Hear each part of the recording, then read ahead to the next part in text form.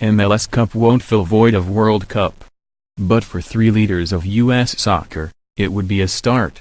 Toronto, some of the abuse has crossed the line, nasty and personal attacks beyond the standard vitriol that, as two of MLS's highest-profile players, Jozy Altidore and Michael Bradley, have endured in their league-wide travels. Their Toronto FC teammate, Drew Moor, remembers standing 2 places behind Bradley in Atlanta's tunnel as the teams prepared to march out before the regular season finale in late October. Some fans said something to him, the defender said. You couldn't believe what he was saying. Michael gave him a smile, like, "What do you want me to do?" This is what happens when you are the captain of the U.S. national team and have failed to qualify for the World Cup, the unquestionable low point in American soccer history. Soccer does not mean as much to most Americans as it does to the rest of the planet's citizens, but as the sport has grown in the United States, so too has the intensity of fandom and, consequently, the reaction when something catastrophic occurs. U.S. soccer will have a new president, but Sunil Gulati isn't going to disappear. 23 players were in Trinidad and Tobago on that fateful night 2 months ago, but in the aftermath, Bradley and Altidore seemed to take the brunt of the criticism. It's because they've been associated with the national team for so long, because Bradley is the team leader, because Altidore is a goal scorer who didn't score in the decisive defeat, and because both have been outspoken in various circumstances over the years. When Toronto visited the New York Red Bulls in the Eastern Conference semi-finals, the fact that both had once played for the home team did not matter a bit. They were not only playing for the front-runners, they were 3 weeks removed from the World Cup qualifying mishap. The fact they make massive amount of money, by MLS standards, was also part of it. Bradley is third in the league at $6.5 million, Altidore eighth at $4.9 million. At Red Bull Arena, the bullseye grew. After an evening of insults, Altidore spoke out.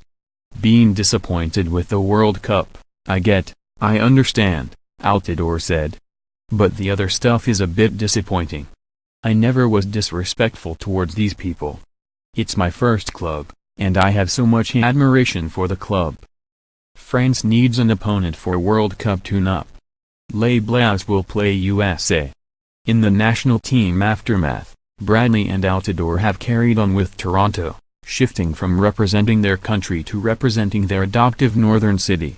Toronto is enjoying one of the finest campaigns in league history and, should it defeat the Seattle Sounders in MLS Cup on Saturday, it would become the first to win 3 trophies in 1 year: Supporters' Shield for Best Regular Season, Canadian Cup title and League Championship.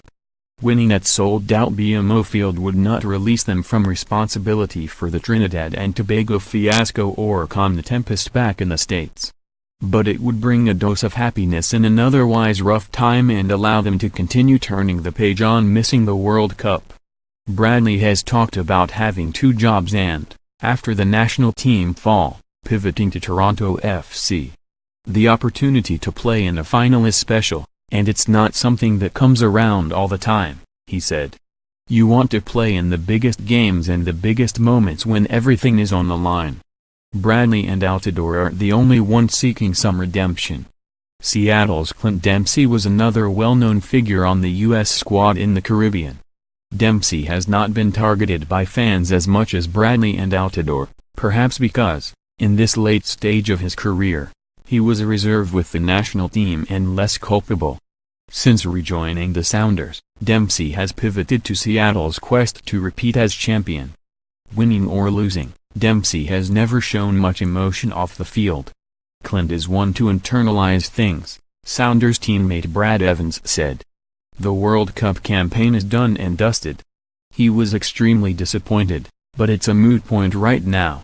Reflecting on what Bradley and Altidore have endured, Evans said, I know those guys care, and whether people on the outside see it is a different story. Some people would like them to wallow in it and tweet about it and talk about it non-stop, but then they are not focused on the club. Dempsey has kept the setback in perspective after a heart condition almost forced him to retire last winter. He attended MLS Cup last year in Toronto but wasn't able to play. He has been through a lot in his career, and I don't think he is going to let anything knock him off course, Sounders general manager Garth Lagerwey said. His response has been resilient and it's been positive to push forward and say, okay, maybe that happened. But we're going to try to win MLS Cup. MLS Cup who? Seattle Sounders at Toronto FC. Where? BMO Field. When? 4:30 p.m. Saturday. TV, ESPN, Unimass, Univision Deportes.